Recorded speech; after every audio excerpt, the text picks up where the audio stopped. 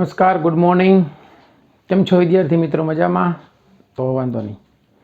ધોરણ 12 સાયન્સના ભૌતિક વિજ્ઞાન વિષયના પ્રકરણ નંબર 10, જેમનું નામ છે તરંગ પ્રકાશ શાસ્ત્ર, જેમના લેક્ચર નંબર 5માં આપ સર્વ વિદ્યાર્થી મિત્રોનું હાર્દિક સ્વાગત, અભિવાદન. મિત્રો, આપણે લાસ્ટ લેક્ચરની અંદર ડોપલર અસરના દાખલાઓ જોયા હતા. ડોપલર અસર એટલે શું, એના વિશેની સમજૂતી આપણે મેળવી. બરાબર છે કે એક ધ્વનિ ઉદ્ગમ મતલબ એક સોર્સ છે જે પ્રકાશ ત્યાંથી ઉત્સર્જિત થાય છે, એક ઓબ્ઝર્વર છે, બરાબર છે, ત્યાં પ્રકાશ આપાત થાય છે, એમાં કેટલી શિફ્ટિંગ થાય જોવાનું છે.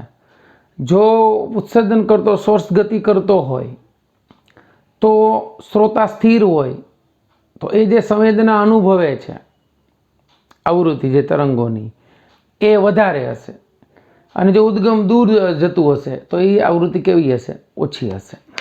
રાઈટ. એના આપણે ઉદાહરણો અને સ્વાધ્યાયના દાખલા જોયા. પછી એક બ્રુસ્ટરનો નિયમ મેં તમને સમજાવ્યો હતો, એ આપણે જોયો. આજે મિત્રો આપણે સમજવાનું છે સુસંબદ્ધ ઉદ્ગમો. સુસંબદ્ધ ઉદ્ગમો, કોહેરન્ટ અને ઇનકોહેરન્ટ સોર્સ, અને અસુસંબદ્ધ ઉદ્ગમો.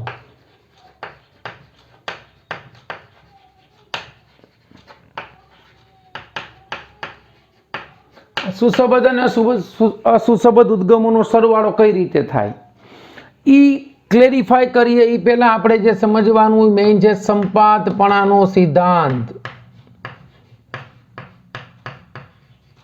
સંપાતપણાનો સિદ્ધાંત આપણે આ સમજવાનું જ છે બધું સાથે સાથે. સંપાતપણાનો સિદ્ધાંત એ શું કહે છે?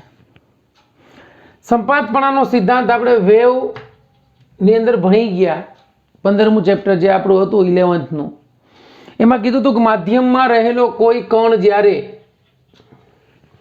એકી સાથે બે કે બે કરતા વધારે તરંગોની અસર હેઠળ આવે છે ત્યારે આ કણનું પરિણામી સ્થાનાંતર એ આનું સ્થાનાંતરનું સમીકરણ આપણે એવું લખતા હતા એ કોસ ઓમેગા ટી. આ પહેલા કણનું આમ આવતો હતો, આ બીજું તરંગ જે છે આમ આવતું હતું, એનું સ્થાનાંતરનું સમીકરણ y2 બરાબર એ કોસ ઓમેગા ટી આપણે લખીએ છીએ. એવું વિચારીએ છીએ કે બંનેની કળા સમાન છે. અને જો એનું સંપાતીકરણ થાય તો આ પી બિંદુ પાસે રહેલા કણનું પરિણામી સ્થાનાંતર બંને તરંગોના સ્વતંત્ર સ્થાનાંતરના સદિશ સરવાળા જેટલું હોય છે. હવે આપણે સંપાતપણાનો સિદ્ધાંત સમજી ગયા. જો આ સ્થાનાંતરના સ્વરૂપમાં ન સમજવું હોય અને તમે એમ વિચારો કે માધ્યમમાં રહેલો કોઈ એક કણ છે, એમાંથી આ બાજુથી કોઈ શૃંગ આવ્યું, એનો કંપ વિસ્તાર 4 સેન્ટીમીટર છે, આ બાજુથી માનો કે બીજું શૃંગ આવ્યું, એનો કંપ વિસ્તાર 6 સેન્ટીમીટર છે, તો અહીંયા રહેલા કણનું સ્થાનાંતર y બંને એના કંપ વિસ્તારના સરવાળા જેટલું થશે. એટલે એ કણનું સ્થાનાંતર 6 + 4 = 10 સેન્ટીમીટર થાય. હવે એવું બને કે આ કણ હતું અહીંયા, માનો કે 6 સેન્ટીમીટરનું સપોઝ શૃંગ આવ્યું, આમથી આવતું હતું, અને આ બાજુથી ધારો કે 4 સેન્ટીમીટરનું ગર્ત આવે, તો શું થશે? તો એનું પરિણામી સ્થાનાંતરનો સદિશ સરવાળો જ આપણે કરવાનો છે, +6 - 4, એટલે આનું પરિણામી સ્થાનાંતર મેળવ્યું 2 સેન્ટીમીટર. તો આવા તરંગોના સંપાતીકરણને લીધે જે અગત્યની ઘટના મળે છે એ છે વ્યતિકરણ. વ્યતિકરણને કહેવાય ઇન્ટરફિયરન્સ.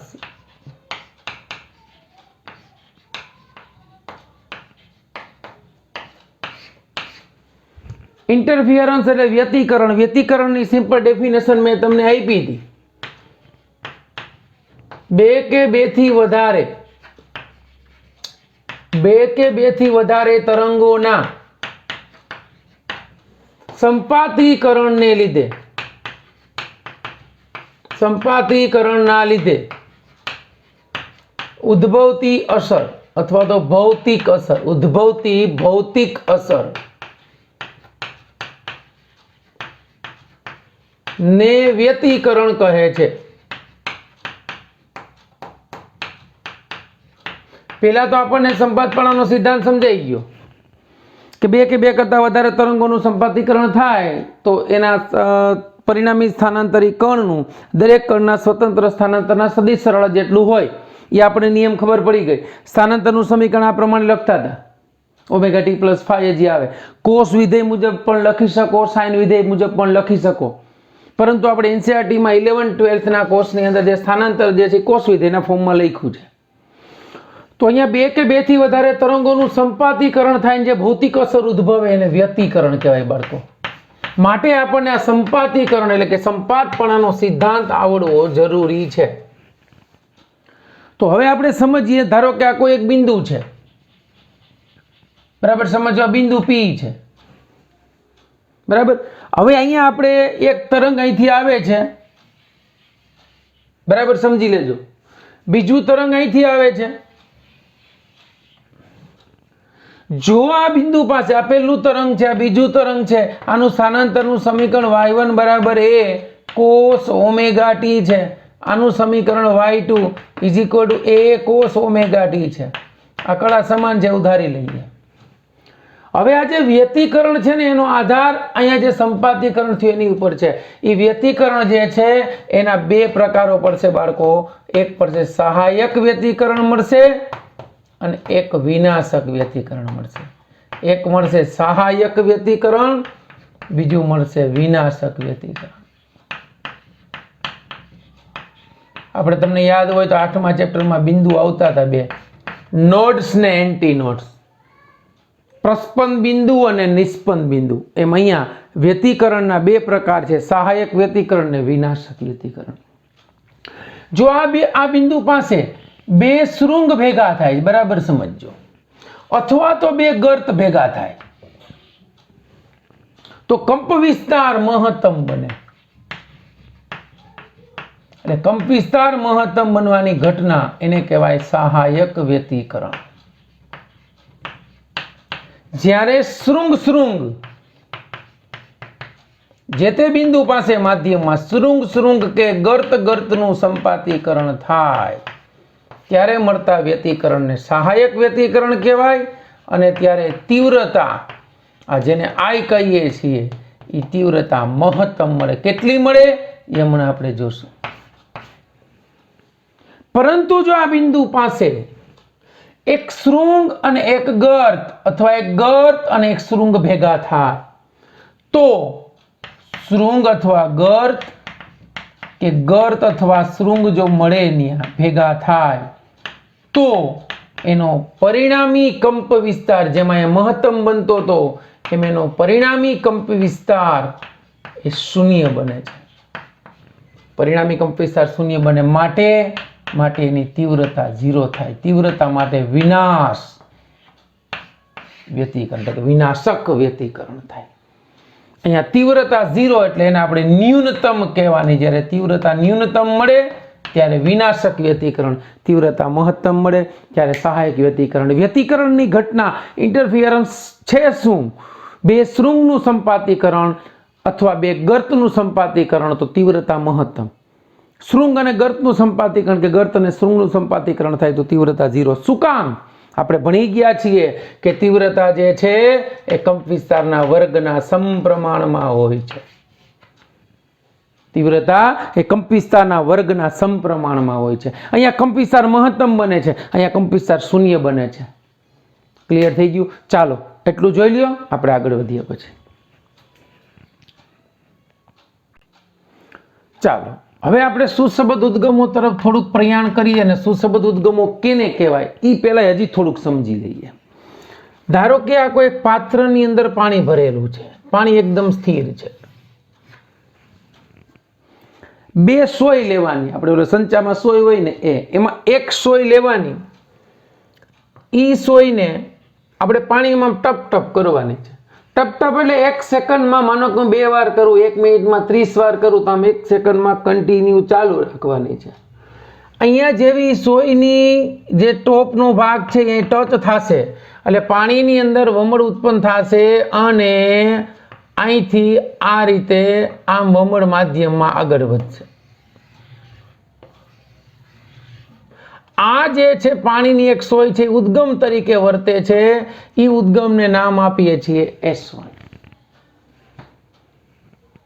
અહીંયા બીજી એક પાણીની સોય લેવાની, પાણીમાં બીજી એક સોય લેવાની, એને આની જેમ જ ટપારવાની, આમ ટચ કરાવવાની, એટલે એમાંથી પણ એક આવા વર્તુળાકાર તરંગો ઉત્પન્ન થશે અને આની અંદર એક ચોક્કસ ભાત ઉપજાવશે. એટલે આ જે મળ્યા એ ઉદ્ગમને S2 કીધું. એટલે બંને સોય આમ પાણીમાં રાખી અને જો તમે એને એક સાથે સમાન આવૃત્તિથી દોલનો કરાવો, એટલે આ જે છે આમાં આપણે જે કરીએ એ 1 સેકન્ડમાં માનો કે 40 વખત થયું, 1 મિનિટમાં સપોઝ કે પ્રતિ સેકન્ડ જે કંઈ આવે છે એ 5 વખત 7 વખત, તો 1 સેકન્ડમાં માનો કે એ 10 વખત આમ થાય છે, તો એ જેટલી આવૃત્તિથી આ સોય દોલનો કરે છે એટલી જ આવૃત્તિથી આ સોયને દોલનો કરાવો. તો આ જે તમે પાત્ર ભર્યું છે એમાંના કોઈ એક બિંદુ P પાસે ધ્યાન આપજો. P પાસે કોઈ પણ સમયે અહીંથી ઉદ્ભવેલું તરંગ જે હશે ને એને કાપેલું અંતર એટલે એની કળા જે ઓમેગા ટી જેટલી હશે ને એટલી જ આની કળા હશે. આની કળા કેટલી જ હશે? ઓમેગા ટી જેટલી.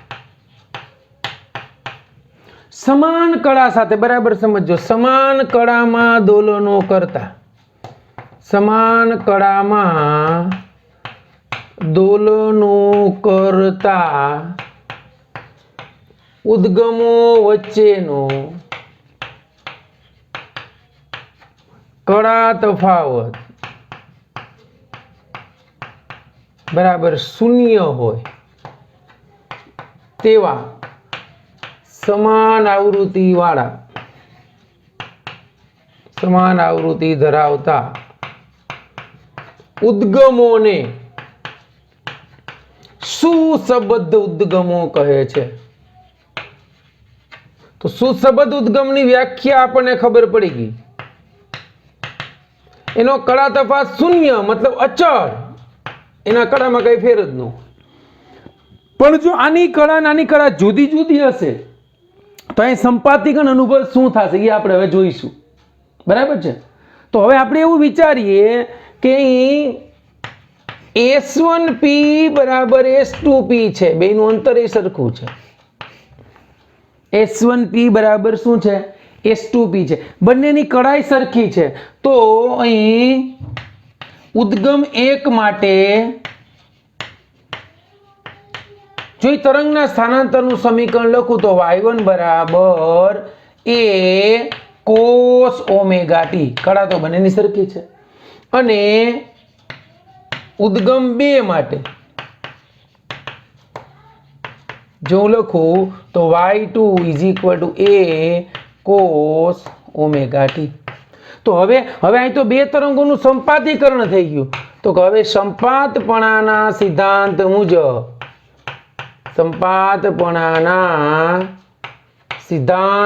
અહીંયા સંપાતપણાનો સિદ્ધાંત લાગુ પડે.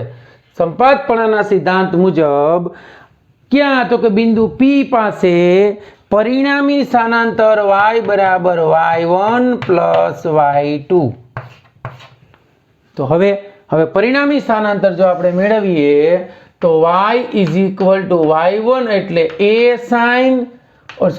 cos, જો sin લ્યો તો ચાલે, આ તો આપણે cos લઈએ છીએ, plus a cos omega t. તો આપણને મળી ગયું 2a cos ઓમેગા t. આ y જે છે એ બિંદુ P પાસેના કણનું પરિણામી સ્થાનાંતર છે, આ કણનું.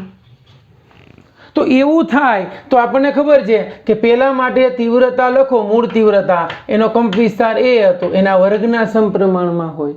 તો નવી તીવ્રતા I જે છે એના નવા કંપ વિસ્તારના વર્ગના સમપ્રમાણમાં હોય. આ પરિણામી સ્થાનાંતરનો કંપ વિસ્તાર છે. કેમ ભાઈ? તો કે શૃંગ ભેગા થયા અથવા ગર્ત ભેગા થયા તો પરિણામી કંપ વિસ્તાર બમણો થઈ ગયો. તો આ તીવ્રતા તમે ગણો તો I ચલે છે 4a² થઈ ગઈ.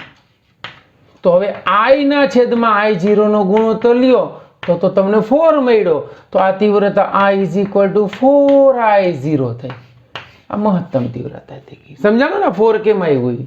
I એટલે 4A² અને આ એટલે A². અચળાંક બંનેના ઉડી જાય એટલે 4. તો જ્યારે આવું બને, તીવ્રતા મહત્તમ બને, ત્યારે આપણે હમણાં જોયું કે સહાયક વ્યતિકરણ રચાય.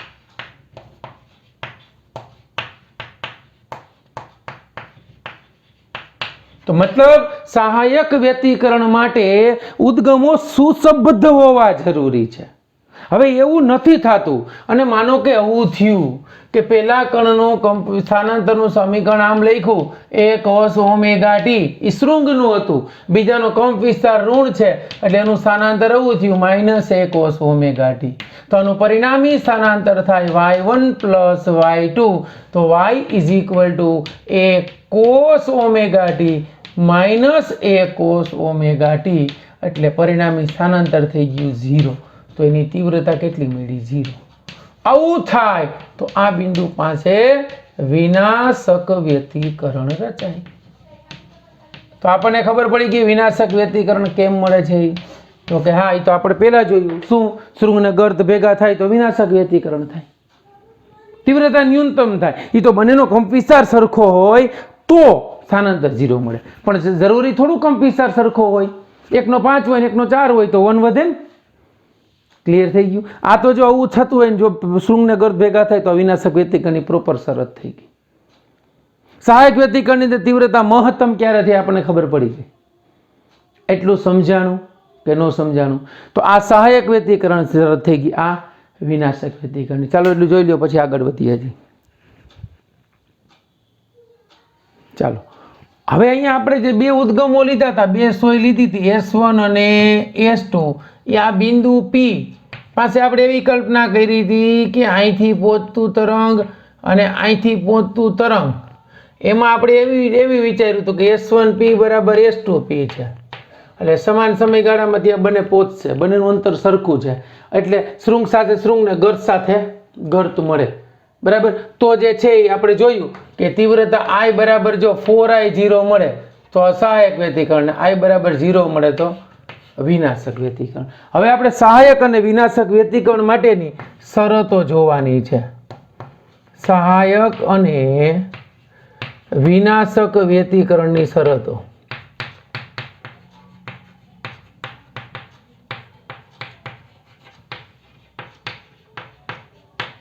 ચાલો આપણે એવું વિચારીએ કે બે ઉદ્ગમો છે. જો વ્યતિકરણ જોશે ને એટલે બે ઉદ્ગમો તો મિનિમમ જોશે, S1 અને S2.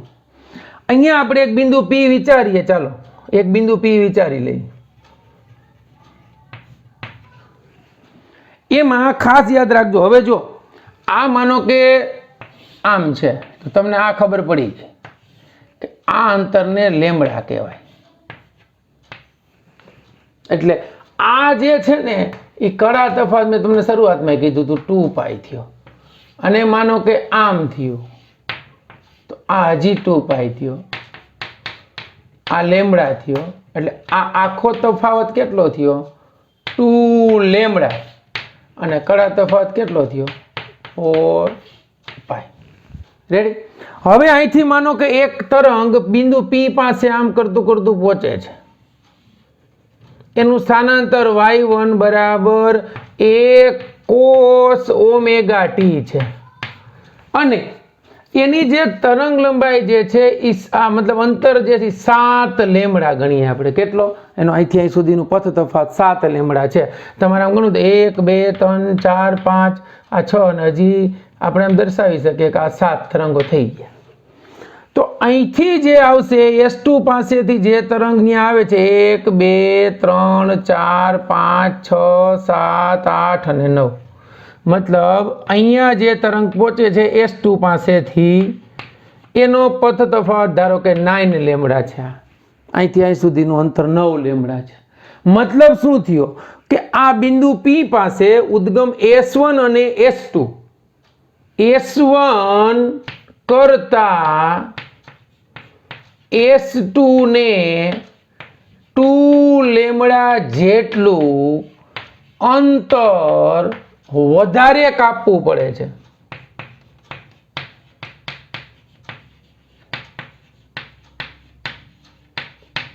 એની એટલું અંતર વધારે કાપવું પડે. તો અહીંયા આના સ્થાનાંતરનું સમીકરણ y2 બરાબર a cos ઓમેગા ટી, એટલે કડામાં 2 લેમડા જેટલી અંતરમાં અને કડામાં કેટલું 4 પાઈ જેટલું એ પાછળ રહેશે.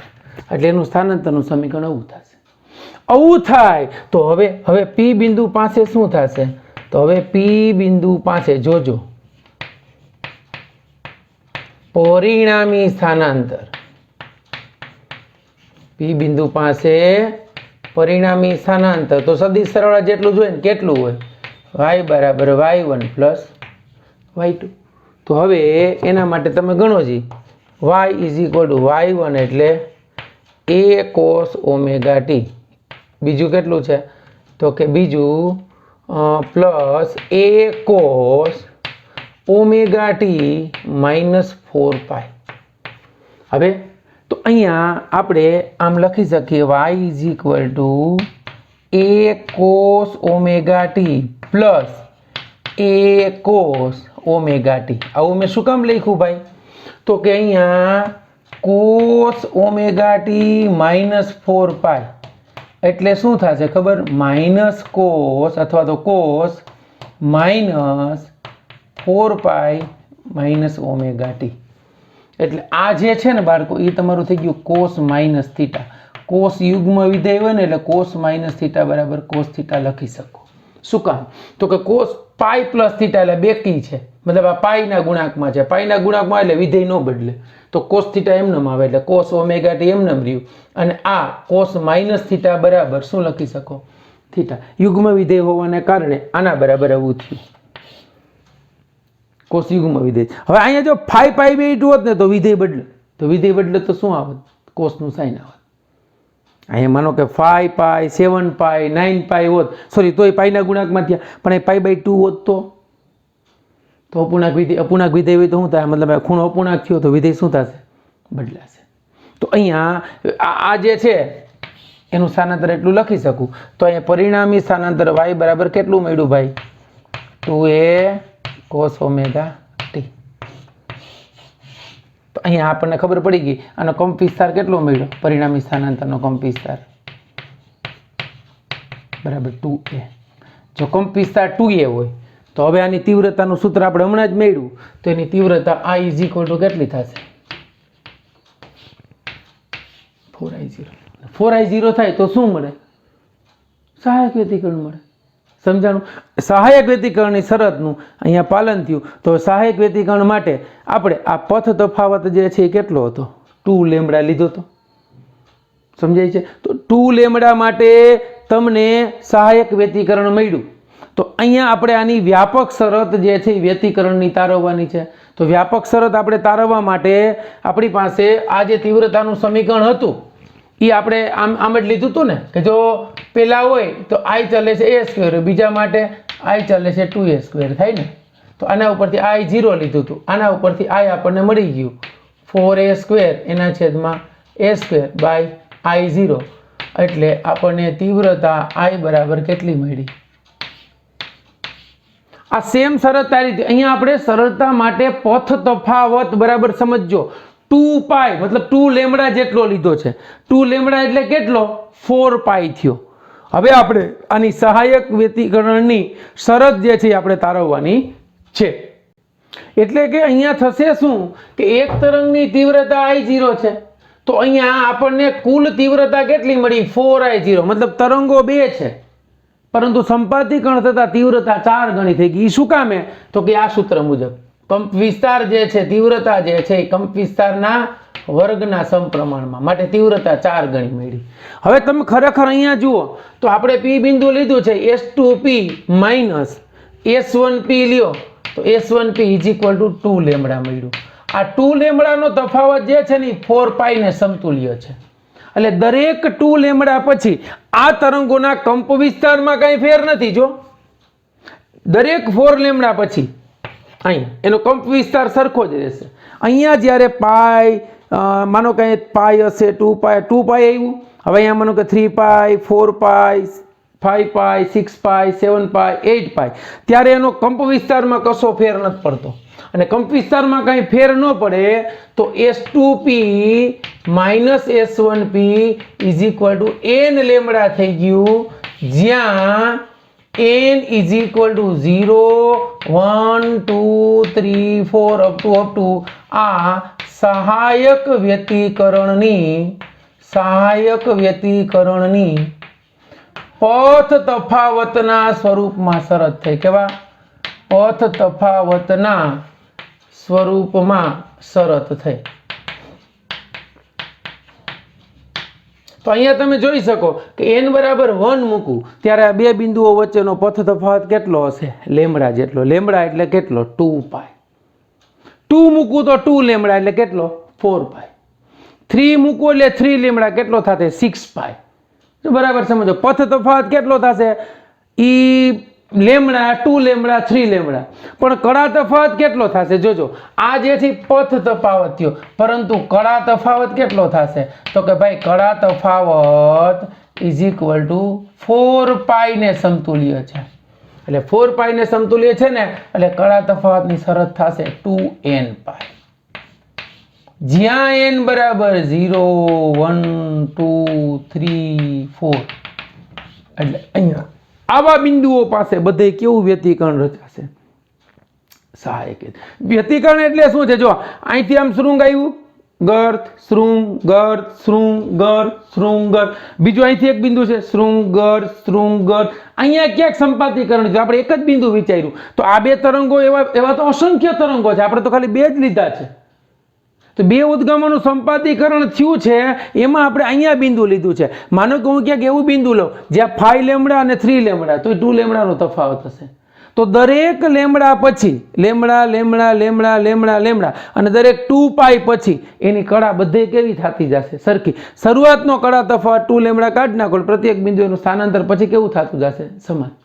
મતલબ શું થયો કે આ n લેમડા શરતનું પાલન થાય ને એવા બધાય બિંદુઓએ સહાયક વ્યતિકરણ તમને મળશે.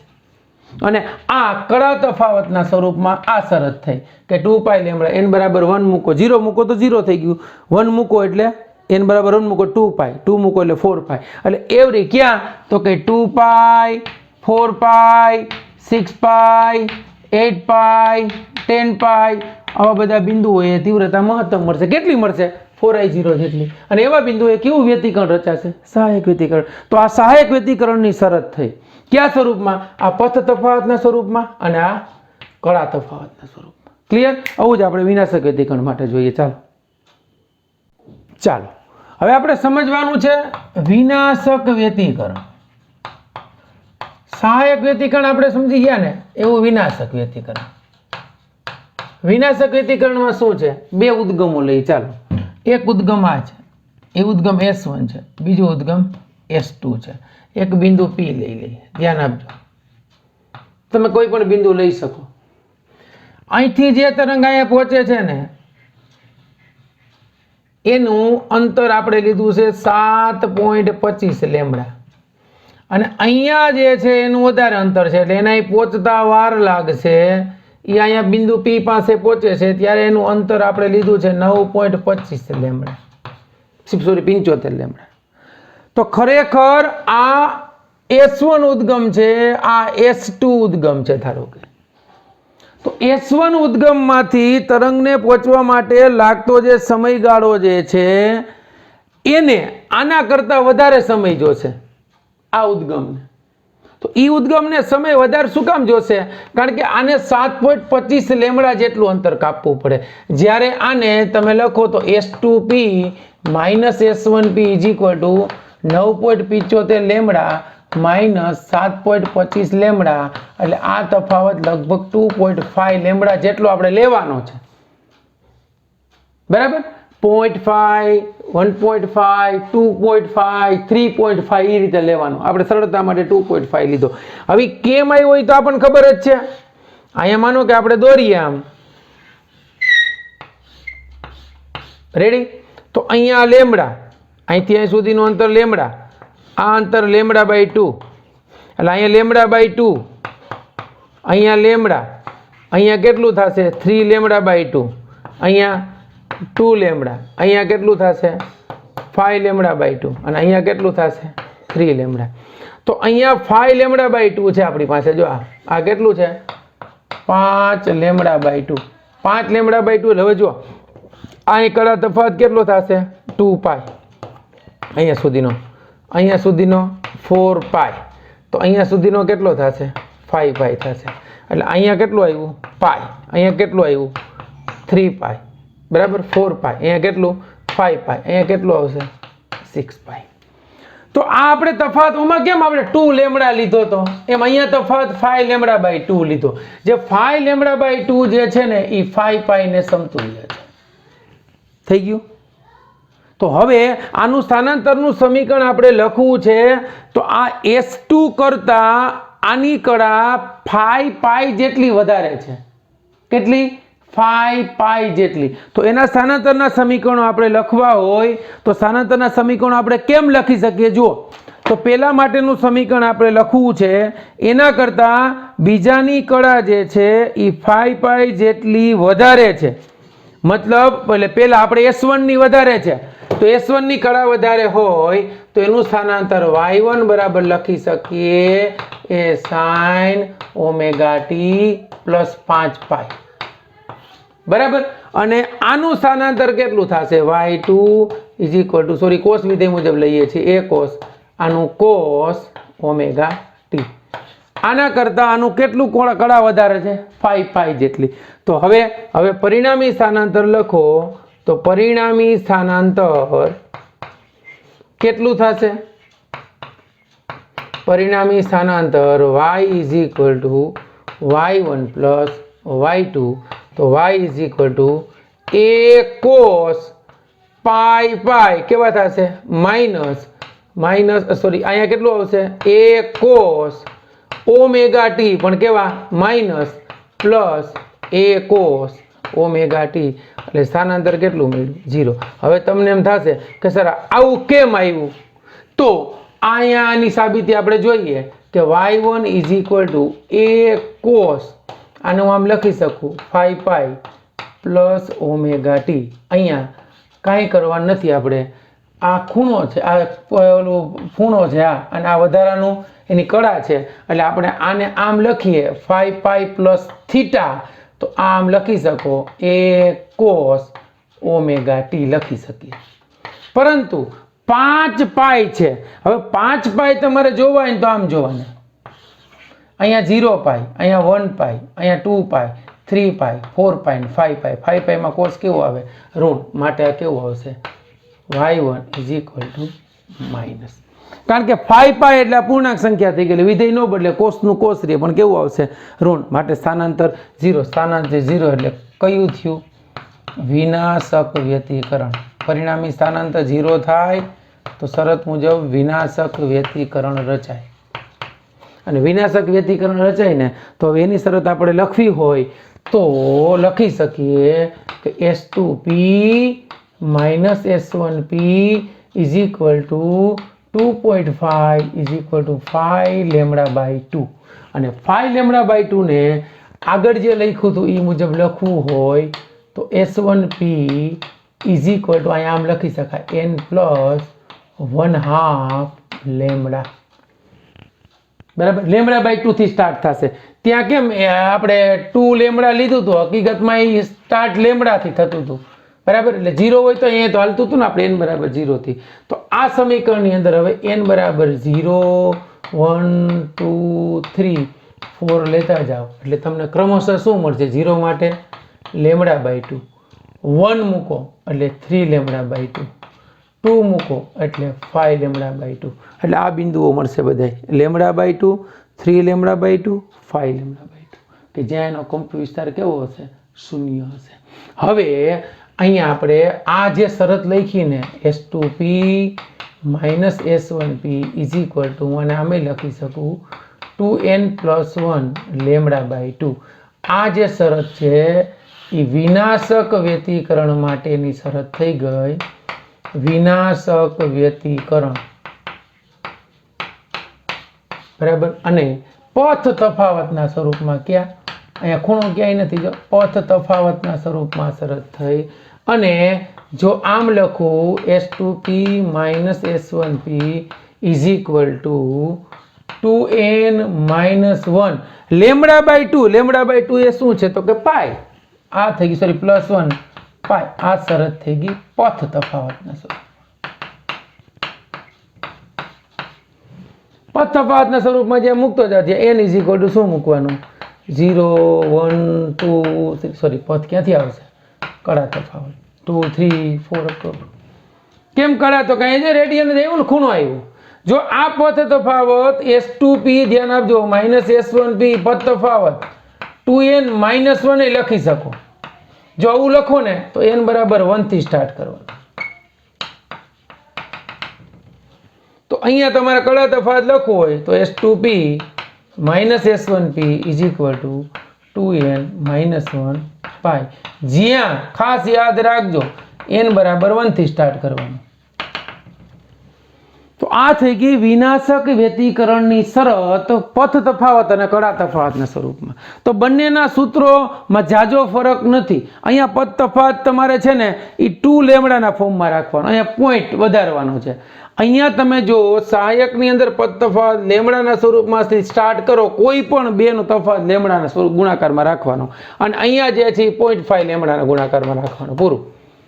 તમે કોઈ પણ બે તરંગો માટે સંપાતી અહીં તમે 9.75 લીધું છે ને આની જગ્યાએ તમને એમ થાય સર મારે અહીંયા 12.5 લેમડા રાખવું છે અને અહીંયા 10 લેમડા રાખવું છે તોય તમે લઈ શકો. આપણે તો માત્ર એક ઉદાહરણ તરીકે લીધું છે કે એટલો તફાવત હોય તો વિનાશક વ્યતિકરણ રચાય. બે ઉદ્ગમોથી કોઈ એક બિંદુ આપણે લઈએ છીએ ત્યાં બે તરંગો સંપાતીકરણ અનુભવે છે એમાં એની તીવ્રતા એટલી થશે એટલા અંતરે. એટલે બે બિંદુએથી જે તરંગ ઉદ્ભવે છે એક તરંગ જે છે આમ જાય છે એની 10 પાઈ જેટલી કડા થઈ ગઈ. આ તરંગ જાય એની જે કાંઈ કડા થાય છે એ સંપાતીકરણ અનુભવે એમાં જો આવો કડા તફાવત હશે તો ત્યાં વિનાશક વ્યતિકરણ રચાશે.